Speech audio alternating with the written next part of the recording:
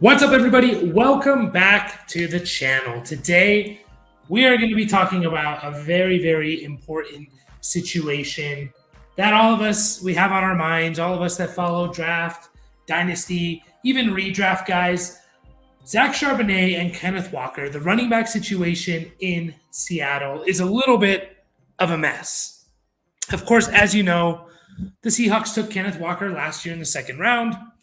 And when Rashad Penny went down in 2022, Kenneth Walker took over and was awesome. I'll put his stats here for you at the bottom. He had 228 carries, 1,050 yards, 9 touchdowns. He didn't do much in the passing game, but he still caught almost 30 passes for 165 yards. Kenneth Walker was awesome. And we were all excited about him. He was one of the top dynasty running backs, one of the top redraft running backs coming into 2023, entering his second year. And then what happens? Seattle goes and drafts Zach Charbonnet in the second round out of UCLA, a guy that was pretty much consensus running back 3 behind Bijan Robinson and Jahmyr Gibbs. Many people were excited about him, especially the dynasty crew, the dynasty people, super excited about him, about where he was going to go. Is he going to go to Miami and just be a stud in Miami? Is he going to go to the Chargers and replace Austin Eckler in 2024? No, he goes to Seattle and he finds himself in competition with Kenneth Walker. So it's been on my mind to make a video like this for a while. Just what do we do with this situation? How do we approach this situation? Obviously, both players still have value. In rookie drafts, Zach Charbonnet, most rookie drafts are probably over by now, but Zach Charbonnet was still going late first, early second round. It didn't change too much. Maybe it pushed him down a couple spots, but there's question marks with a lot of these rookies. Redraft is going to be very interesting on how we approach this and basically what it does to Kenneth Walker. And I'm here to just kind of analyze some numbers, some situations from the past, and just look at, should we really be worried about Zach Charbonnet in year one, taking carries away and significant carries from Kenneth Walker? Well, we're gonna look at that a little bit. And the first thing I want to share with you is we're just going to get right into it, guys. We're going to look at a list of some players, some running backs, basically since 2010. Let me share my screen with you first before I get into it. So here we are. I'm going to take away this overlay as well. There we go. Here we have a list. We have a list of running backs since 2010 that were drafted. And now I did second or third round where there was basically an established starter there. Obviously, there's more running backs that were drafted in the second and third round, but there wasn't really an established starter there. So I kind of wanted to look at the situation of basically Kenneth Walker's an established starter, drafting a running back in the second round. It confuses us all. It freaks us all out.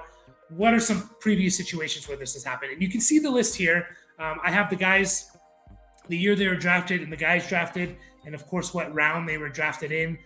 Toby Gerhart in 2010 was drafted. Adrian Peterson was already there for Minnesota. And these are the amount of touches that each of these rookies got their first year. And you can see the highest number was right here, 115 touches for Bernard Pierce and the Ravens. In what year was that? 2012. So obviously the Ravens had Ray Rice there. And they drafted Bernard Pierce in the third round, and he had 115 touches. Not a significant amount of touches to make us afraid of Ray Rice. So you can see here, the situation has happened a lot. Not a lot, but enough for us to kind of maybe feel a little bit better about Kenneth Walker. So we see it again. Toby Gerhart, Alexander Madison, A.J. Dillon, Isaiah P., Darrell Henderson, Christine Michael, Michael James, Carlos Hyde, Niall Davis, all these guys. James Conner when Le'Veon Bell was there, C.J. Spiller when Fred Jackson was already good. Couple first-round guys. None of them really did much in their first year. None of them. None of them at all, which is quite interesting to me and a little shocking. But also at the same time, it makes sense. These guys are established starters. Adrian Peterson, Dalvin Cook, Aaron Jones. These guys are legit players. And we even see situations from Seattle themselves.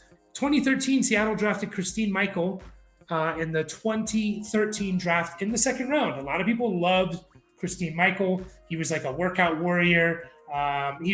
Just this guy that I think he kind of blew away the combine, and people were just. I remember people being super excited about him. Now, Christine Michael did only play in 4 games because he got hurt, I believe, in that first year, but he only had 18 touches in those 4 games, so less than 5 touches a game. An example from Seattle. Another example, the Seahawks took Rashad Penny in 2018 in the first round. And Rashad Penny that year had 94 touches. Now, there wasn't really an established starter that year. Chris Carson was the main running back in 2018 for the Seahawks. However, Chris Carson, that was his first year as well. He wasn't there, I believe, unless it was his second year. But Chris Carson he wasn't established in 2017. What I'm trying to say. He was there in 2017, but he only had 50 carries. So Chris Carson was the main running back in 2018. And I know a lot of you are thinking, well, did Rashad Penny get hurt in 2018? Is that why? Not really. Rashad Penny played in 14 games in 2018. So he only missed 2 games, and he had 94 total touches over 14 games. That's not enough to scare you away from anyone. That's over 6.5 touches a game. Another situation we can look at just the last year. Seahawks had Rashad Penny, again, first round pick. Wasn't really established, I would say, so I didn't add him to this list because Rashad Penny was just always hurt. But Seahawks took Kenneth Walker, and if you look at the first 5 games, these are the first games. These are the games that Rashad Penny was healthy. He was only healthy for 5 games. He got hurt. 4 games. He got hurt in game 5. He only played like 20% of the snaps. So if we look at the first 4 games, which is all we can look at from last year, the first 4 games, Rashad Penny had 37 carries to 2 catches. Kenneth Walker had 15 carries to 6 catches in 4 games. We're talking about less than 4 carries a game, less than 2 catches a game that Kenneth Walker has. Now, could Kenneth Walker have taken over in the middle to the end of the season? Maybe, but we can only really look at what we have. And there was 4 games that Kenneth Walker and Rashad Penny were both completely healthy for. And even though Kenneth Walker was a second-round pick, and Rashad Penny wasn't even really an established player, keep that in mind, the Seahawks heavily favored Rashad Penny, giving him almost 10 carries a game. Kenneth Walker, less than 4 carries a game. So, I believe this should make us feel a little bit better about Kenneth Walker. I think the odds of Charbonnet just taking over and kind of making Kenneth Walker irrelevant is very, very low. And I even think the odds of Zach Charbonnet kind of being the 1B, I think we should favor more that it's going to be a 65-35, maybe 60-40 type of split. I don't think it's going to be anything near a 50-50 split. I just don't. I think Kenneth Walker, we know how good he is. We saw it last year. I think he's going to prove that. Now, there is the chance that Zach Charbonnet is just better.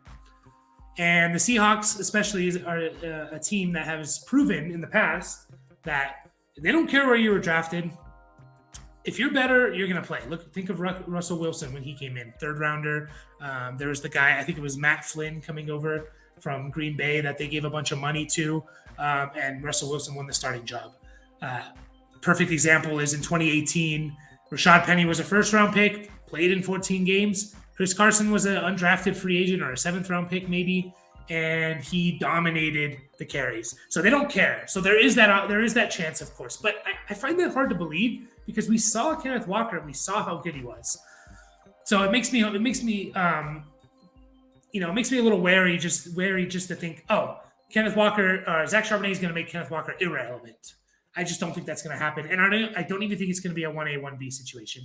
I think, again, it's going to be like a 65-35 situation. Now, we can't completely ignore Zach Charbonnet. And, again, maybe the RB3 in this draft and a pretty a running back draft class that many people were touting as one of the best since like 2016, 2017. So we can't just completely ignore it. Sorry, Charbonnet, don't worry about him. If we're gonna look into some numbers at where Charbonnet could affect Kenneth Walker. So I'm going to share another little document here for you. We're going to start with the good. The good with Kenneth Walker. Kenneth Walker last year was RB16 in half PPR leagues in 2022. He was RB7 from week 5 on. And why do I do week 5 on? Well, that is the game. Week 5 is the game in which Rashad Penny got hurt very early, first or second quarter, first half for sure. And Kenneth Walker took over. So again, from weeks 5 on, Kenneth Walker was the RB7. He was really, really good. And that's with even missing a game, I believe. He even missed a game there. Kenneth Walker did. So again, this is half PPR. I'm just double checking my numbers. Yeah, so Kenneth Walker did miss a game. Maybe he got hurt in week 13. I don't know because he only had 3.6 points. I would have to go back and look. But he averaged 14.9 half PPR points a game. Okay, from week 15. That's elite level. If you're averaging 15 or more half PPR points a game as a running back, those are the guys you want. There's not many guys that do that. So that's part of the good. He had the 12th best rushing grade according to PFF. Really good. He was second in breakaway percentage, and these are the percentage of his runs that are 15 or more yards. So he had the second highest percentage of his runs went for 15 or more yards, which shows, and it makes sense, Kenneth Walker was explosive last year. That was one of the things we like about him is that he could have even a 10-carry game, and he can still put up 100 yards because he's an explosive runner. He's not a guy that needs 20 carries to get 100 yards. Yeah, and we saw that a couple times last year. Week 5 last year, 8 carries, 88 yards. Even week 12, he had 3 carries. He only played in 21% of the snaps. So even week 12, 3 carries for 36 yards, 23 carries for 133 yards. The guy's explosive, to put it simply. Now we need to observe the bad. So I'm going to bring up this. Kenneth Walker, the bad. His receiving and pass blocking is potentially an area to be concerned. And it's potentially a reason why the Seahawks took Zach Charbonnet. Kenneth Walker was 40th, according to PFF, Pro Football Focus, 40th out of 49 qualifying running backs in receiving grade. That's not good. 46th out of 49th qualifying running backs in yards per route run. So even if you don't want to buy into PFF grades and that's just someone giving them a grade, that's fine. You can't really deny this. This is just a hard statistic that you can't really argue against. It's 46th out of 49th of qualifying running backs in yards per route run at 0.63 yards per route run. Yards per route run is always probably the best stat to predict receiving success.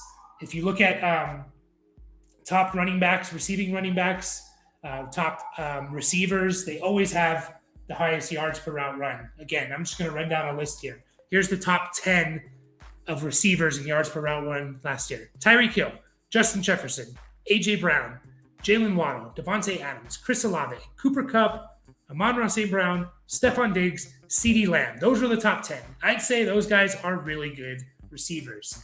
We look at it for running backs last year. Yards per route run. Derrick Henry was number 1. Derrick Henry kind of had a strange year where he had a couple big games with his catches. Breece Hall, who was before he got hurt, who was looking good in the passing game. Naheem Hines, known for his pass catching. Christian McCaffrey, Alvin Kamara, DeAndre Swift, Amir Abdullah, a pass catching running back. Austin Eckler, Antonio Gibson, Deion Jackson. So yards per route run is a very good stat to predict success. Now, it can be slightly skewed if you look at a guy like Deion Jackson. It's like he had a good yards per route run. He just didn't have the volume. You kind of need both, right? So that's just basically saying if Deion Jackson or if Derrick Henry were to get a higher volume, he'd put up bigger amount of numbers, receiving numbers. So Kenneth Walker, 46 out of 49. 131st out of 148 running backs in pass blocking grade. That is really bad, and that is quite concerning. And it wasn't necessarily a small sample size. He had over 55 pass blocking snaps. He gave up the 5th most total pressures for running backs, despite having the 17th most pass blocking snaps. He gave up 10 pressures in 55, 56 pass blocking snaps. So this is an area where maybe the Seahawks are concerned and not happy with Kenneth Walker's first year. One of the things of Kenneth Walker coming out of college was people were worried about his receiving. Can he be a receiver and a pass blocker? Because they just didn't use him that way in Michigan State. Now, he can get better, of course. Guys can improve. He was a rookie last year. So I'm not completely just saying, oh, no, he sucks at it, he can't improve. He can get better at it, especially pass blocking. But the Seahawks see him every day. They see him in practice. They could be worried about this. Now, if we look at Zach Charbonnet from his college years, this was last year. He was 20th out of 183 qualifying running backs in receiving grade, again, according to PFF. Last year, he only had 26 pass blocking snaps. He did give up 3 pressures, which isn't great. Not as bad as what Kenneth Walker was. Again, we're comparing college to the pros, but it's not the best. 3 pressures every essentially 25 pass blocking. It's not the greatest. It's not the worst. Now, the only season where he was really heavily involved in as a pass blocker was actually in 2019 with Michigan, and he had 54 pass blocking snaps, and he gave up a 1 pressure, which is fantastic. So it's a little hard to judge him as a pass blocker, because he wasn't used that way at UCLA. He did catch a lot of balls, but I don't think he's necessarily this amazing pass catcher. I don't consider him even, like a Jahmyr Gibbs or even like a Bijan Robinson. It was a little more of just like the dump-off passes. But the Seahawks, they could be worried about Kenneth Walker in the receiving game and as a pass blocker, and they could think that Zach Charbonnet fits that role. Now, there is another area that potentially the Seahawks are worried about with Kenneth Walker, and that's short yardage, which is a little crazy to think about. Inside the 10, Kenneth Walker had 16 carries for 7 yards and 2 touchdowns. That's not good. 7 yards, 16 carries, not great. Inside the 5, 9 carries for -3 yards and 1 touchdown. That's really, really bad. 9 carries for -3 yards. Third and 1, 3rd and 2, or 3rd and 3 to go. So short yardage situations, 3rd down. A lot of teams, this is a pretty common rundown. There's 3rd and short. Kenneth Walker had 18 carries, and he only had 36 yards on a 2 yards per carry basis. And that's average, right? So that means he's probably not picking up that first down more often than not. Now, I don't have Zach Charbonnet's numbers here, but I do remember hearing, especially his goal line, his red zone, that he was like, perfect as a red zone rusher at the goal line, converting to touchdowns. So I think he was pretty good in the short yardage situations. I don't know his numbers, 3rd and short, first, second, third down. 1, 2, or 3 yards to go. But it wasn't good for Kenneth Walker last year, which I think would surprise people because people don't expect guys like him to be like that. They expect maybe like a guy like Eckler to be like that, or McCaffrey or something, these smaller backs. And not Kenneth Walker. I don't know if a lot of people would think he wasn't very good in the short yardage situation. This could be an area of concern. This could definitely be an area of concern. And if you were to tell me that Zach Charbonnet is taking over pass catching and red zone stuff, now I'm worried about Kenneth Walker. So I don't want to completely ignore and just disregard Zach Charbonnet being drafted in the 6th round. He is a bigger back. He's bigger than Ken Walker. He's 6'1", 222. I think Ken Walker's about 210 pounds, 212 pounds. But I do find it hard to believe that Kenneth Walker is going to be just completely irrelevant. And I went to look at his underdog ADP, because those are, I think this is underdog. This was updated yesterday. This is updated June 2nd, which was yesterday. Underdog ADP, because best ball drafts are really the only drafts that are going on. And I was kind of curious at where Kenneth Walker was going. And Kenneth Walker is currently going in the early 5th round. His ADP is like almost 51st overall, which means he's going in a 12-team league. He's going in the early 5th round. And if it's a 10-team league, he's going in the late 5th round. And to me, that's just kind of crazy. I mean, he's going as RB15. And if there's only, you look at the guys ahead of him, you can't really argue too much against them. But he's going behind Jahmyr Gibbs is going ahead of him, Jahmyr Gibbs is going like 11 picks higher than him, which I kind of disagree with. Again, this is best ball, so it's skewed a little bit. He's going in the same round as guys like Aaron Jones, and J.K. Dobbins, which I think I disagree with as well.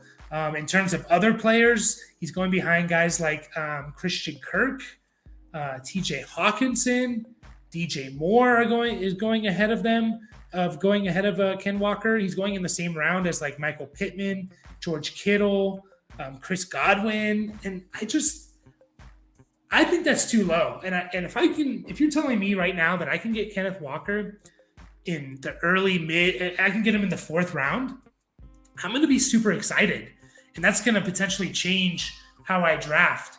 I can go a little heavier on the wide receivers. I can even go maybe 3 straight wide receivers. And Kenneth Walker in the 4th round as my RB1, I'm happy with. I still think Kenneth Walker is going to be the lead guy in Seattle. Is Zach Charbonnet going to take some from him? Yeah. Is Zach Charbonnet going to get 200 touches? I don't think so. Honestly, I would be surprised if Kenneth Walker is healthy, 17 games. I'd be surprised if Zach Charbonnet had much more than 150 touches.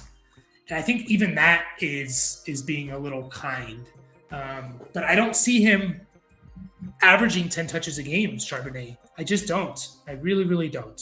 Now, this could change again. It's June 3rd, so we still got to go through all the training camp, off-season, training camp, and preseason games, kind of see how it looks. But I think we're slightly overreacting a little bit, especially year one for Ken Walker and Zach Charbonnet together. I still think Ken Walker is the guy. I still think Ken Walker should be drafted, in the 4th round at the latest.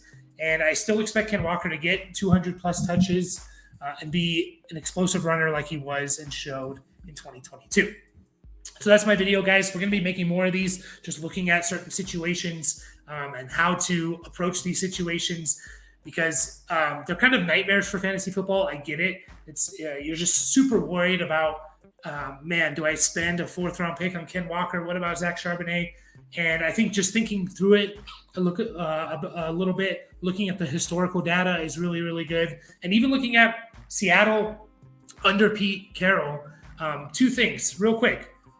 Christine Michael, 2nd-round draft pick, was drafted when Marshawn Lynch was there. Christine Michael did nothing his first year. Well, he did nothing every year, but he wasn't – they weren't giving him the ball. They weren't giving him the ball a lot.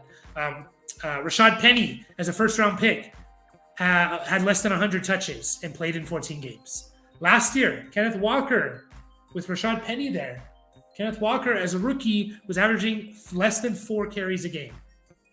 Also, Seattle has a history of kind of just relying heavily on one back, whether that's Marshawn Lynch, whether that's Chris Carson, whether that's Kenneth Walker last year. They kind of rely heavily on one back. They do have other ones they mix in there, but they really, really rely heavily on one guy. So the history of the Seattle Seahawks, the history of the other draft picks that were drafted highly when there's an established starter, I still lean, and I'm still happy to take Ken Walker in the 4th round of my fantasy drafts.